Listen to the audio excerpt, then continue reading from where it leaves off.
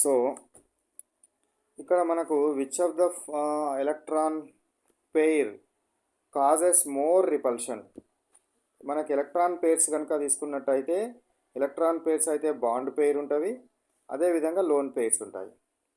Repulsions వేటి మధ్య ఎక్కువ రిపల్షన్స్ ఉంటాయి అంటే లోన్ పెయిర్ మధ్య ఎక్కువ రిపల్షన్స్ ఉంటాయి.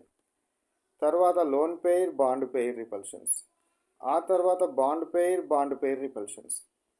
ఓకేనా. రిపల్షన్స్ కనుక తీసుకున్నట్టయితే లోన్ పెయిర్ రిపల్షన్స్ చాలా ఎక్కువగా ఉండడం జరుగుతుంది. వేటి మధ్య ఎక్కువగా ఉంటుంది?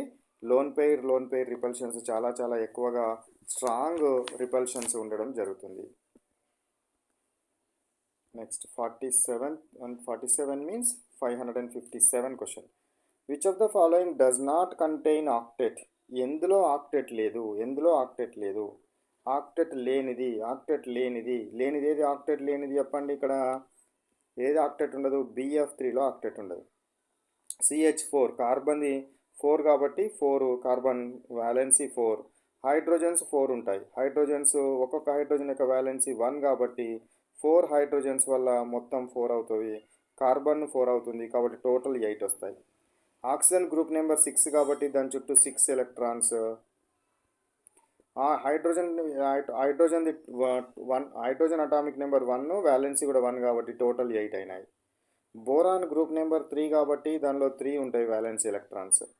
సో ఫ్లోరిన్ కనుక తీసుకున్నట్టయితే ఫ్లోరిన్ ఏముంటుంది? దీనిది 7 కాబట్టి ఫ్లోరిన్ చుట్టూ ఆక్టెట్ వస్తుంది కానీ బోరాన్ చుట్టూ ఆక్టెట్ రాదు, సెంట్రల్ ఆటమ్ చుట్టూ ఆక్టెట్ రాదు. NH3లో దీని చుట్టూ 5 ఉంటుంది, మిగతా 3 హైడ్రోజన్స్ ఉన్నాయి కాబట్టి 5 + 3 8 అవుతాయి. కాబట్టి లేనిది ఏంటిది? BF3. బోరాన్ ట్రైఫ్లోరైడ్లో ఏముంటుంది? అందులో దాని లోపల ఆక్టెట్ కాన్ఫిగరేషన్ ఉండదు, 8 ఎలక్ట్రాన్లు ఉండవు. సో 48 క్వశ్చన్ అంటే 458. Hybridisation in H2O is H2O. H2Oలో హైబ్రిడైజేషన్, ఆక్సిజన్ యొక్క హైబ్రిడైజేషన్ ఏముంటుంది? ఆక్సిజన్ యొక్క హైబ్రిడైజేషన్ sp3 ఉంటుంది. మీరు డైరెక్ట్గా ఇట్లా గుర్తుపెట్టుకోండి. లేదా ఆక్సిజన్ ఎంత?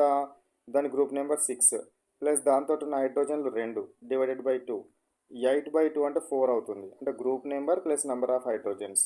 సో ఏమవుతుంది? నెంబర్ ఆఫ్ హైడ్రోజన్స్ అన్న తీసుకోవాలి, లేదా ఫ్లోరిను, క్లోరిను, బ్రోమిను, అయోడిన్ ఇవన్నీ తీసుకోవాలి. నెంబర్ ఆఫ్ ఇవన్నీ తీసుకోవాలి, లేదా నెంబర్ ఆఫ్ హైడ్రోజన్స్ అన్న తీసుకోవాలి, వేరేటి తీసుకోవద్దు. 6 + 2 8/2 అంటే 4 అంటే S1P3 వరకు ఉంటుంది, P4 అనేది ఉండదు. So sp3 hybridization. లేదా మీరు చిన్నపిల్లలు కాబట్టి డైరెక్ట్గా H2Oలో sp3 హైబ్రిడైజేషన్ అనేది మెమరైజ్ చేసుకున్నా సరే. Next one 459 question. Number of lone pair and bond pairs in ammonia is NH3. Hydrogen. ఇక్కడ ఒక లోన్ పెయిర్ ఉంటుంది. సో ఇదొక బాండ్ పెయిర్, ఇది ఒక బాండ్ పెయిర్, ఇది ఒక loan pair. So bond pair ఈ 3 బాండ్ పెయిర్లు, ఒకటి లోన్ పెయిర్. కాబట్టి number of loan pairs and bond pairs, loan pair ఏమో 1, బాండ్ పెయిర్స్ ఏమో 3. This one is the correct answer. Next one 560 అవుతుంది. ఇది question number 560. Next the strength of covalent bond depends on. Strength of covalent bond దేని మీద depend అవుతుంది? Type of orbitals, extent of overlapping, nature of atom, all the above. దేని మీద depend అవుతుంది మనకు? So దేని మీద డిపెండ్ అవ్వడం జరుగుతుంది అంటే extent of overlapping. Strong overlapping ఉంటే స్ట్రాంగ్ బాండ్ వస్తుంది, వీక్ ఓవర్లాపింగ్ ఉంటే వీక్ బాండ్ వస్తుంది. సో ఎక్స్టెంట్ ఆఫ్ ఓవర్లాపింగ్ వల్ల మనకి ఏమవుతుంది? స్ట్రాంగ్ బాండ్ అనేది ఫామ్ అవుతుంది. స్ట్రాంగ్ బాండ్ ఫామ్ కావాలంటే ఓవర్లాపింగ్ ఎక్కువగా జరగాలి. So that's why extent of overlapping మీద కోవలెంట్ బాండ్ యొక్క స్ట్రెంగ్త్ డిపెండ్ అవుతుంది.